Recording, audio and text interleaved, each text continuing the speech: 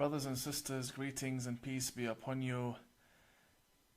Salamun alaikum, shalom, bonjour, ya Ali, all the greetings in the world out there. I'm just going to test if my live feed is working because... Excellent, okay, it's working. As I have promised you, my weekly show will continue on this very page every Sunday at 5 p.m. Australian Eastern Standard Time. And the aim from these programs is to, number one, raise awareness about what really lies within the books that form the violent Sharia law that lead to the beheading of our citizens and the innocents around the world. And also, we need to educate ourselves in what is harmful to us and our children, so that we may know how to take precaution when it comes to dealing with this ideology. It is not harmful to educate ourselves in what is harmful. It is wise for us to understand what exactly lies within these books. Now, many reformers are reformers because they are Muslim, not because they have actually spent a time studying within the seminaries. Not that it is a requirement that one needs to have some sort of degree in order to stand against ISIS, but I think the world we live in is more interested in stamped documents from radical institutes than the actual truth that lies within the very books. This here between my two hands is the manual for every single Muslim on the face of the earth. Every single Muslim believes in what I am holding between my two hands. They may indirectly or directly believe in it. Meaning we may have a minority of Muslims that say, well, we don't believe in all of this, but they believe in books that depend on sources from these four books. Firstly, we have the Holy Quran. The Holy Quran is the holy book for all of the Muslims around the world, regardless of denomination, sect or group. All Muslims believe in the Holy Quran. If someone does not believe in the Holy Quran, then they are not Muslim. They have to believe in the Holy Quran. We will not be interpreting the Holy Quran, but that will be a separate program. I have here 4 volumes of Sahih al-Bukhari. If you had watched my appearance on the Andrew Bolt show, you would have seen that I had brought one of these volumes and I read from the volume, I referred to one of the volume, to what was written in one of the volumes. And it was very shocking for the nation as to what exactly lies within these books. The ABC Media Watch turned around and said, the statements of Imam Tawhidi are plain crazy. Well, I guess they're just proving our point, that indeed, what lays within these books and leads to our deaths is plain crazy. The problem is, you do not have access to these books. The problem is, even if you had access to these books, you would not be able to understand the literature within these books. Today, I want you to know what exactly lies within the books that are considered sacred right after the Holy Quran. In every mosque, or in the majority of mosques and the majority of Muslim libraries and schools, the Holy Quran is placed right next to Sahih al-Bukhari. That is because Sahih al-Bukhari interprets the Holy Quran, especially volume 3 from Sahih al-Bukhari that focuses on the Quranic interpretation. It teaches us Muslims how to live our lives, what ethics we need to abide by, and what exactly makes us good human beings. This is the manual that we have. Now I understand that some will say, well, the Bukhari is a Sunni author, and the Bukhari is respected by Sunnis, and I'm a Shi'i. So how is it that the Bukhari applies to me in my daily life? The answer is very simple. The Bukhari has influenced all of the tafsirs, the interpretations of the Holy Quran for all Islamic denominations, regardless whether they be Ahmadiyya, Sunni, Zaydi, or Shia. All Shia scholars take from interpretations of the Holy Quran that depended upon the Bukhari as a source in one way or another.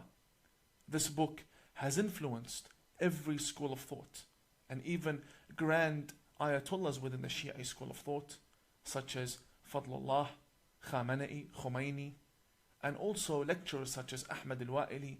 All of them refer to this book and they abide by it. Some may call them undercover Sunni, undercover Wahhabi. That is understandable. But that's not what I am saying. I am saying this book is a book that has led to the deaths of many people. This is a formula of war. This is what has made Islam a religion of war. This is what needs to be banned. Now obviously, with 4 volumes between my hands, I'm not going to be able to analyze each and every volume within this episode. But we are going to skim through these 4 volumes to find out what exactly is this book like, what was the line of thinking of this author, what on earth was he thinking when he compiled this, and why are the Muslims silent. But before I come into speaking about the Bukhari, it is worth asking a question. How come the Muslims who don't speak Arabic, other than the Imams, and how come the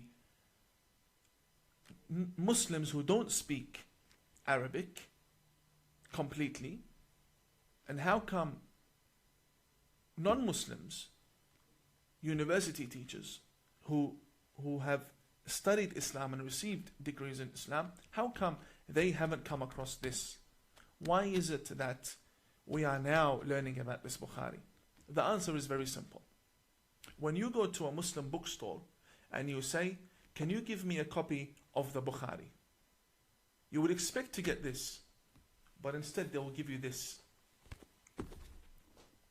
They'll give you 1 volume that is made up of Arabic and English. They have cherry-picked and selected for you and translated for you what they want you to read from Sahih al-Bukhari. They do not want you to read everything within Sahih al-Bukhari. As you can see, they have titled it Sahih al-Bukhari, the early years of Islam. And they explain and translate. But this is not al-Bukhari. This is a small compilation from what they want you to know about Bukhari. This is the real Bukhari. We who seek knowledge want to know what forms this radical ideology. We want to know what's in the book. Therefore, let's get into it. Muslims go around the world rioting, killing people, because they believe that their Prophet Muhammad has been insulted. I'd just like to double check if the voice is actually reaching you. Brothers, my dear friends, brothers and sisters, if you can hear me clearly before I get into the topic, can you please type 1 for me? Just some of you give me 1. I'm reading the comments.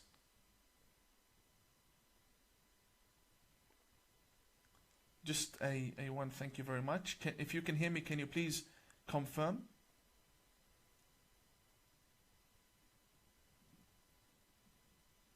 Okay, excellent. We've received confirmation. The Muslims say that Prophet Muhammad is the best role model. They say that Prophet Muhammad is the best human being and that we should all follow him. I, as a Muslim, believe that. Why? Because I believe that the Prophet Muhammad, that I believe in, my version of the Prophet Muhammad, is someone who respects the Jews and loves the Christians and honors the atheist and allows churches and synagogues within his government. The problem with my version of Muhammad is that only a minority follow it. The majority follow a different Muhammad. And when I say majority, I do not mean 5 to 50%. I mean 95% of the Muslims believe in the Muhammad, the Prophet Muhammad portrayed in the Bukhari. Nowhere else. Nowhere else. All books of history refer to the Bukhari.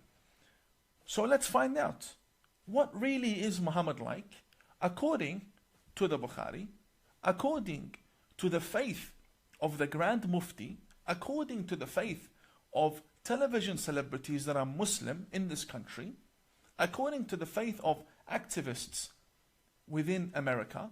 All of these Muslims who go and say that Prophet Muhammad was an environmental activist, a human rights activist. Okay, I don't disagree, but is that the Muhammad you believe in? Or are you changing fates every time you're subjected to a question that you cannot answer? So you change faith in order to answer that question. The Prophet Muhammad that the majority of the people speak about and fight for and defend is not the Muhammad they believe in as an ideology. There's a big difference between the Prophet Muhammad in the actual sacred scriptures and the Prophet Muhammad that is portrayed as a prophet to the West by 95% of the Muslims. The Muhammad that is being portrayed in the West is a Muhammad I reject. I do not believe in that prophet. I believe in a version that the minority believe in. And this is what reformers want. Reformers say, get rid of these role models that you have formed and you believe in. Get rid of them and start rethinking what a prophet should be like, because that will influence your ethics and your culture as Muslims. But they do not want that. They want to stick to the Muhammad that they have been brought up listening to. But the sad news is, it's all a fake. The Muhammad Linda Sarsour mentions is not the Muhammad she believes in. Today, I'd like to show you what exactly is written within these books regarding Prophet Muhammad, regarding their noble prophet. What exactly do these books say? I'll start with volume 1. And I know the techniques of the radicals. These books are a big surprise to them. That now Tawhidi, Imam Tawhidi is now on live showing the West what these books contain. And the Imams, as I speak, do not underestimate this. As I speak, the Imams are contacting each other right now, without a doubt. And they will hold an emergency meeting as to what to do with Imam Tawhidi. Because I know how my community will react. So before they start saying this is a fake cover and the inside is not the real Bukhari, I'll have to show you up close that this is the Bukhari. This is Sahih al-Bukhari. And this here is volume 1. And I will show you the license of the publication. Just for the record, you can pause the video later on. This was printed in Beirut, Lebanon, and it was printed by the publisher Dar al-Kutub al-Almiya.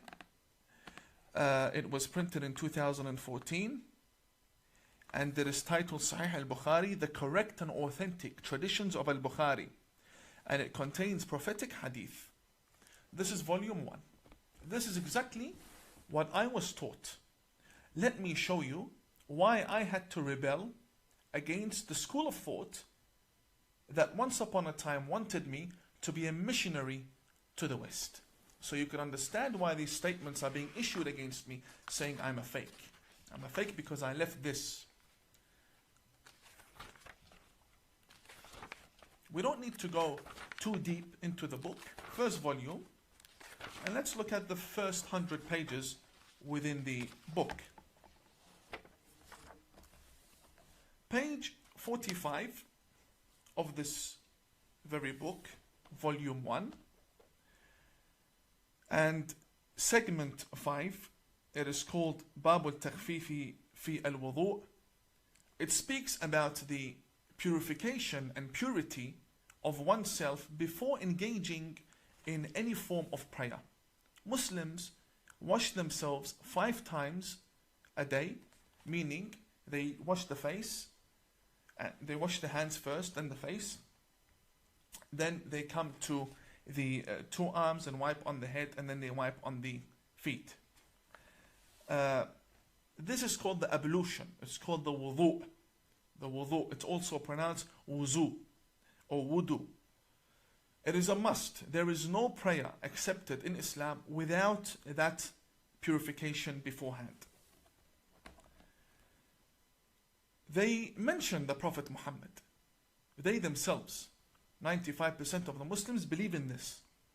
They say that the Messenger of God, Muhammad, came to a house, and I will recite in Arabic. ثم اضطجع فنام حتى نفخ. He laid down, slept, and began to snore. ثم أتاه المنادي. Then the caller for prayer, the person who wakes him up for prayer, came to the Prophet Muhammad. And he said to him, it is time to pray. فقام معه إلى الصلاة. Therefore the Prophet Muhammad woke up and went with the person who woke him up to go and pray together. فصلى ولم يتوضأ. And Prophet Muhammad prayed without washing himself, without purifying himself. This shows you that the Prophet, who taught these 95% of the Muslims to wash themselves before praying, he himself does not wash himself. He himself is a hypocrite. And he himself has no prayer that is accepted. This is what they believe in. This is the hypocrisy within the Bukhari. Now we Shia, we don't even believe the Prophet needs wudu to begin with. The Prophet and Imam Ali, they don't need wudu. They are pure. Jesus, Moses, all messengers of God are pure. Yes, Umar ibn al-Khattab needs wudu. Umar ibn al-Khattab, who spread Islam by the sword, he needs wudu. He needs purification. As for a prophet, it doesn't make sense. So number one we have here, let's make a list of this, and I advise you to make a list along with me. So we have a prophet who is not pure when praying. If we move to page number 47, segment 14, it says here what is much worse than what we had just listened to. It states that a man by the name of Abdullah bin Umar, he says, فَرَأَيْتُ رَسُولَ اللَّهِ يَقْضِي حَاجَتَهِ مُسْتَدْبِرَ الْقِبْلَةِ مُسْتَقْبِلَ الشَّامِ, which means I saw the messenger of God, I saw the apostle of God in public performing his number one and number two in the middle of the street while facing Sham. Sham basically means Palestine. In another tradition, it says that he was seen مستقبل بيت المقدس. He was seen facing towards Masjid al-Aqsa. Now we have the Palestinians, they're fighting for Masjid al-Aqsa. They're fighting for the Aqsa Mosque in Israel. And here the same Muslims tell us that their Prophet used to do number one and number two facing towards that direction. Deliberately. This is the Prophet you believe in. And this is the Bakri version of the Prophet. This is the Umari version. And a prophet from God in the middle of the street doing number one, number two for everyone to see him. And it gets reported in history after 1,400 years. And you're proud to be following such a prophet? If we come down to page 62, we're still within the first 100 pages. We're still within the first 100 pages. Page number 62.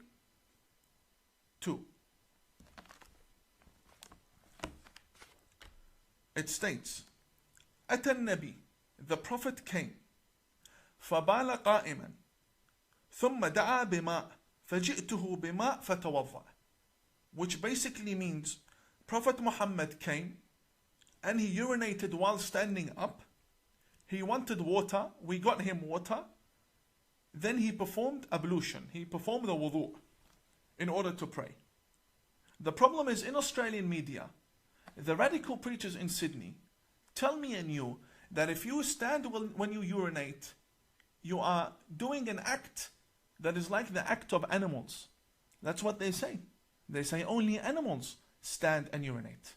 And here the very Prophet stands and urinates.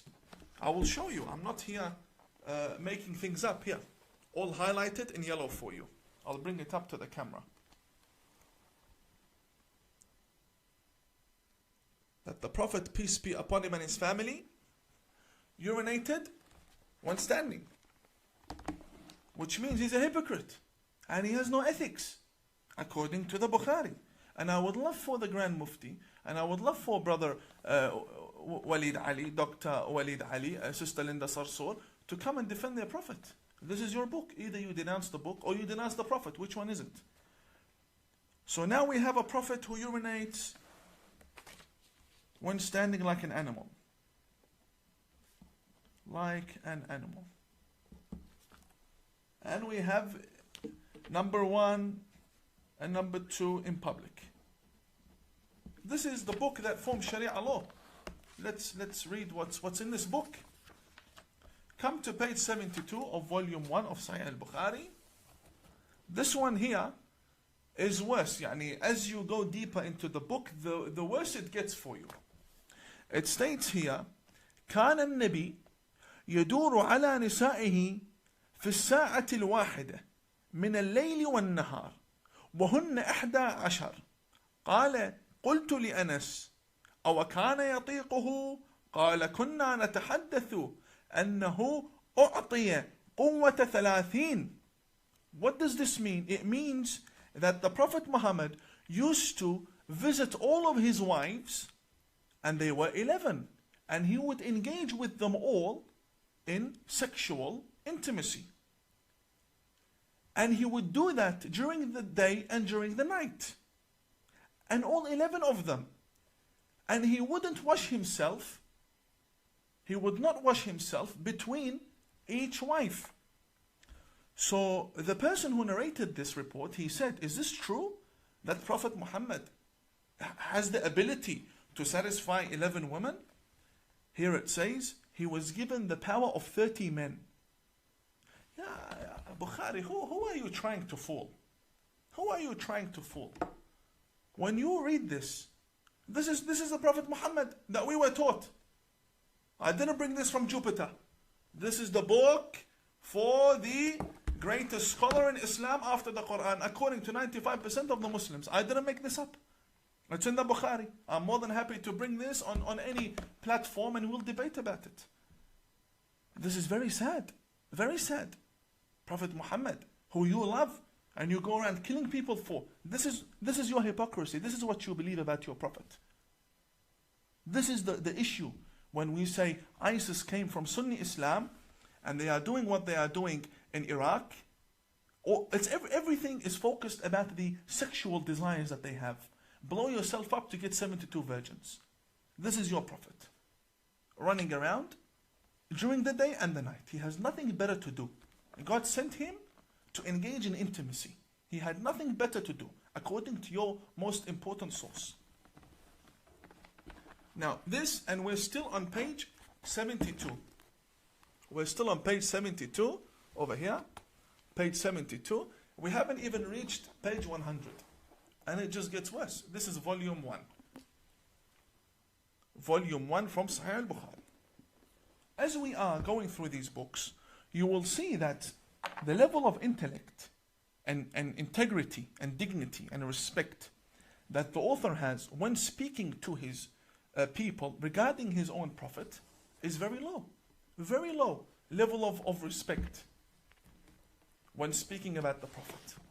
And none of us would want 1,400 years down the track to have a most important book circulated everywhere, considered sacred, that contains matters of your private lifestyle, matters of how you would deal with your wife.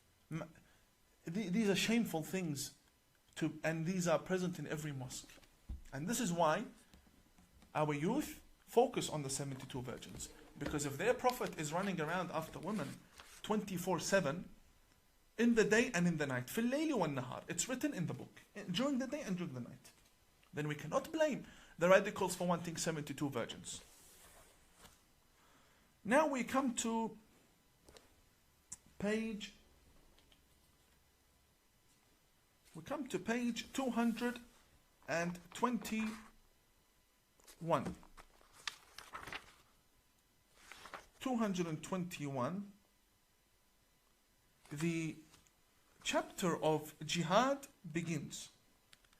And this is the problem that we have when it comes to Jihad.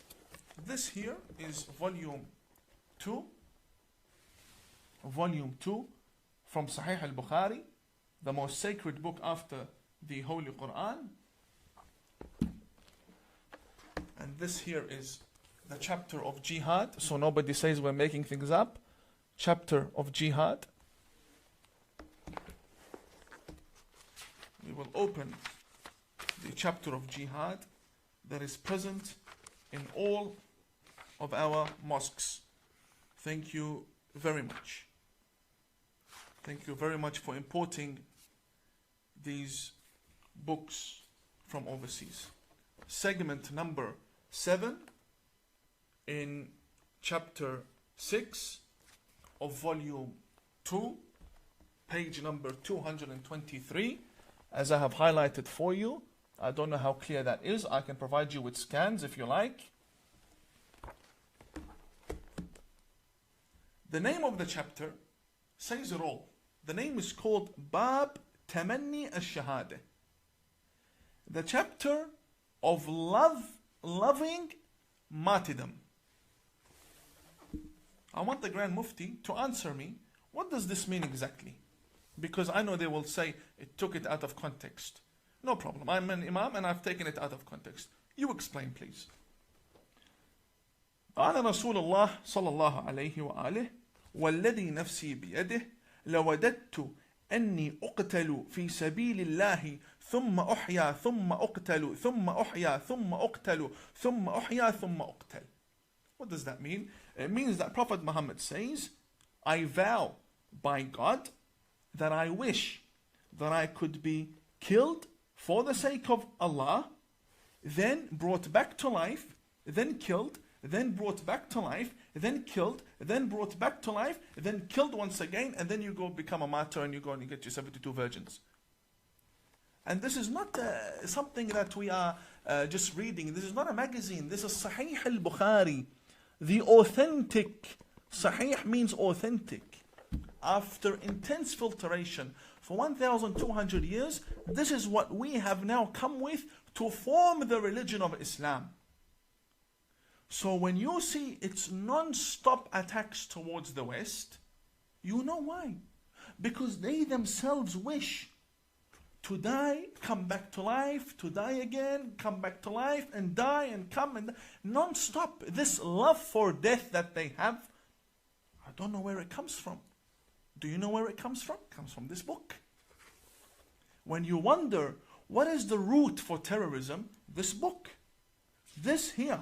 When the Muslim is taught that your Prophet wishes to die and come back to life once again, just in order to die again, you can't blame the 15-year-old and the 17-year-old and the 22-year-old to want to go and blow themselves up. You cannot blame them. This is in the book. And this book is in Australia. This book is... When I show you, the ABC says I'm playing crazy. When I'm silent, the right says we're crazy. So please, left and right, let me do my job. I'm here to raise awareness. Now, we've finished from an example. These are all examples I'm giving you. I cannot go through the whole book. Examples I'm giving you with regards to jihad. Now, the book, the very volume explains to us why the Prophet would say such a thing. According to Al-Bukhari, why would the Prophet say such a thing? Very easy. You read in page 348. I'll lift it up again for you. 348. This says, segment number 11, chapter 59. It says, Bab Sifat Iblis wa Junudih. The characteristics of Satan, of Shaitan, of Satan and his soldiers. Then we have a testimony from Aisha. Aisha is the wife of Prophet Muhammad, who was also a terrorist after the life of Prophet Muhammad. She was leading an army that killed many people, tens of thousands of people in Basra, also known by the Battle of the Camel. Aisha, this is the 7-year-old wife, apparently. According to us, according to our evidences, the more reasonable evidences, she was over 18, she was over 20. And we also have evidence that she was married and she had a child before she married Prophet Muhammad. But we won't get into that. All the Muslims haven't agreed upon her age. But what they have agreed upon is that she was either 6 to 13 by the 95% of the Muslims. The majority believe she was underage. Yes, I will not deny. Here, the very lady, Aisha, says, and Aisha, hadith number 3268. She says, سحر النبي حتى كان يخيل إليه أنه يفعل الشيء وما يفعله. It means that the Prophet Muhammad was possessed. He was possessed. He was a crazy, delusional man. To the extent, حتى, she says, حتى كان يخيل إليه, to the point that he would start imagining things. And he would consider that he has done things when he didn't do anything. So when you find the Prophet saying, I want to die and come back and die and come back, it's because they believe he's a delusional man. They believe he's a psychopath. They believe he's being possessed, which is even worse. How can an apostle of God be possessed by jinns? This is what they believe. Page 348. We're not making this up. Let's come to page 377. I want the Grand Mufti to explain, please. Explain in Arabic. I understand Arabic. Explain. We'll have our friends translate for you. No problem. Page 377. It states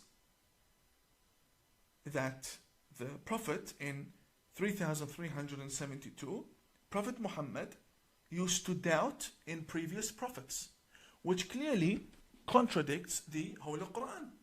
The Quran says, مَا نُفَرِّقُ بَيْنَ أَحَدٍ مِّن رُسُلِهِ. We do not differentiate between any of God's messengers.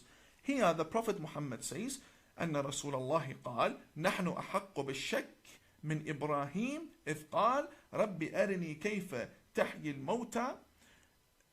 Prophet Muhammad says that we are more worthy to doubt in the words of God than Abraham when he said, Oh God, show me, how can you give life to the dead person? If someone's dead, how can you give life? Show me. So the Prophet Muhammad himself, according to 95% of the Muslims, was a delusional man. According to Sunni Islam, this is Al-Bukhari. So if your Prophet was doubting in his own message, in the revelation that had come to him, then why do you not allow anyone else to doubt in your Prophet? Why do you always want to paint a good picture? Firstly, reform, get rid of this book, and then we'll start a new platform of understanding what are the good things in the life of Prophet Muhammad that you can learn from. Not this book. We're up to volume 3. Volume 3 from Sahih al-Bukhari. غلط البخاري. Volume 3. And here I have a challenge. I have a big challenge right now. I'll just double check since I turned my live off. Okay, we're still going. To be honest, I stopped taking notes down about everything. I might as well do it now. So now we have a possessed, sexually hungry prophet from what I can remember. Because we need to find the result at the end of the day. This is volume 3. Let me take you to page 462.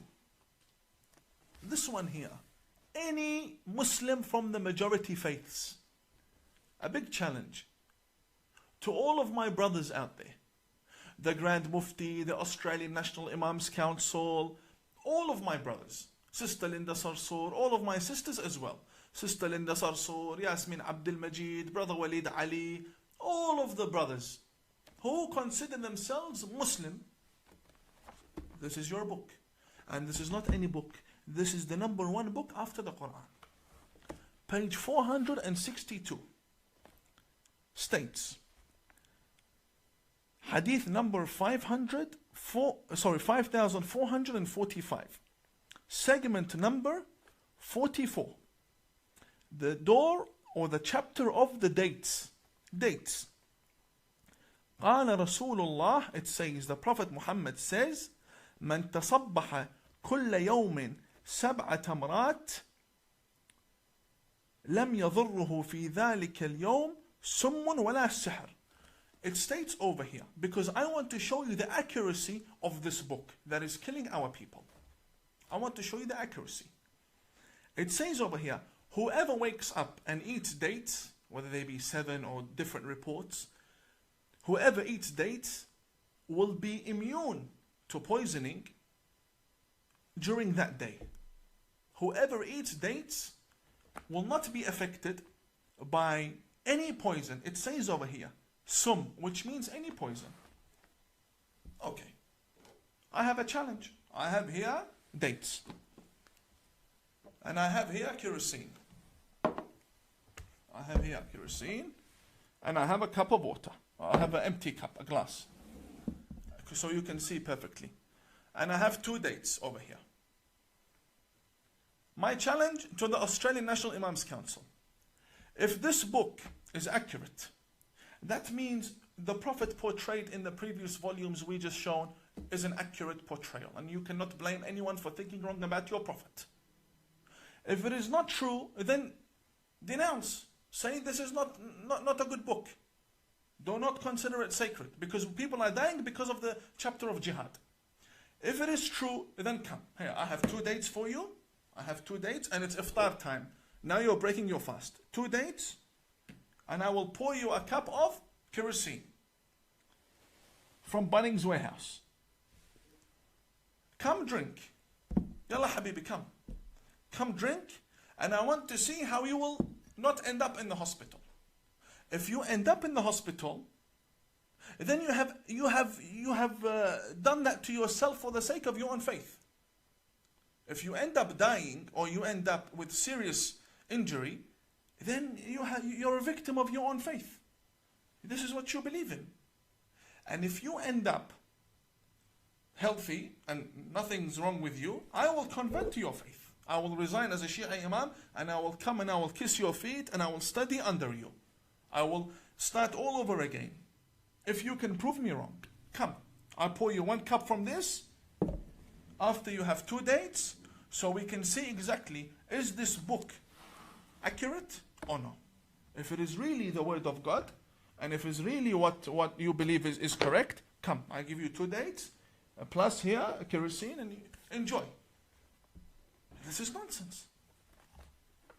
This is volume 3. Now we're up to volume 4. And volume 4 is a tragedy within a tragedy within a tragedy. Volume 4 from Sahih al-Bukhari. Volume 4 Sahih al-Bukhari. And by the way, the books of the Shia will come next. This is the main Sunni author. Shia authors will come next. I will bring the Shia books and we will see exactly what's going on in this faith. We'll bring them all. The books of Khomeini and the thawing of the underage children, they will all come. So now we have volume 4, because this is very interesting. Because this is very interesting, I'm going to show you the license again of this very volume so nobody says it's a lie. Okay. Now let's go very far away from the whole world of jihad, and I'm pretty sure Islam has something to offer. I'm pretty sure 95% of the Muslims believe in a faith that should have something to offer, yani at least some medicine. Let's take a look at the medicine here. Also page 16. Page 16, it says the chapter of medicine with the urine of the camel.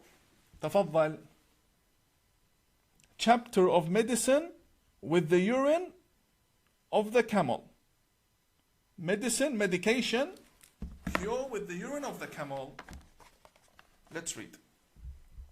It states, a group of people came and visited the Prophet in Medina, which means he had a government. I don't believe the Prophet had a government, but I believe he had a strong establishment. We'll speak about the government of the Prophet in a different time. As for now, they came to Medina, where the Prophet had his religion established. And they became sick. What do they do when you become sick and you have the Prophet? He's the best doctor. So they went to the doctor. The best doctor in the opinion of the Australian National Imams Council. The best doctor in the opinion of the Grand Mufti, Dr. Ibrahim Abu Muhammad. The best doctor according to all of the Muslims. The best doctor, the Prophet Muhammad. This is your book, not mine. This is your book. What does the best doctor say to the sick people that came to him? And what did he do when they took his prescription and ran with it? What did he do to them? فأمرهم النبي, they were sick. فأمرهم النبي, he ordered them أن يلحقوا براعيه, that they go after the owner of the camel. يعني الإبل, it states here, يعني الإبل, which means the camel. فيشربوا من ألبانها وأبوالها, to drink from its milk and urine. فلحقوا براعيه فشربوا من ألبانها وأبوالها. Not only did they listen and ignore, no, they actually chased the man who had the camel, and they stopped the camel, and they drank from the camel's urine, and they drank from the camel's milk. حتى صلحت أبدانهم. حتى صلحت أبدانهم. Until their bodies became strong again, and now they have the ability to go back to where they once came on foot, and they're strong, and everything is well. They're no longer sick because of the cure in the camel's urine. So what did they do now that they are strong? فَقَتَلُوا الرَّاعِي وَسَاقُوا الْإِبِلِ. After they drank from the camel's urine, they killed the owner of the camel and they stole the camel. Now, until now, we have a tragedy. Because if this is real, then we have a tragedy.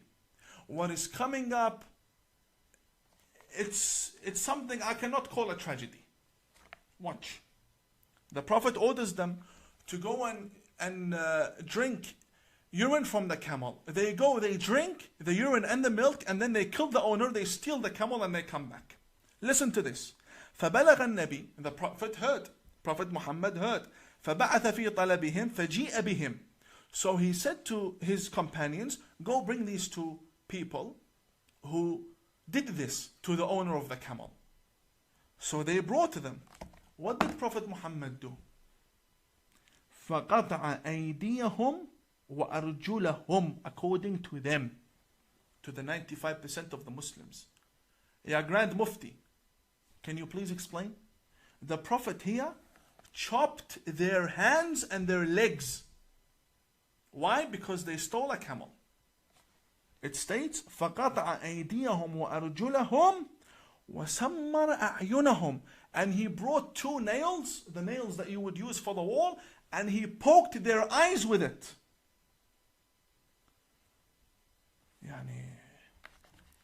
This is a terrorist. What kind of a doctor is this to begin with? Yani you have someone who's sick, comes to you, you refer them to go drink camel urine, and then when they steal the camel and they kill the owner, you chop their hands and their legs, and then you poke their eyes with nails.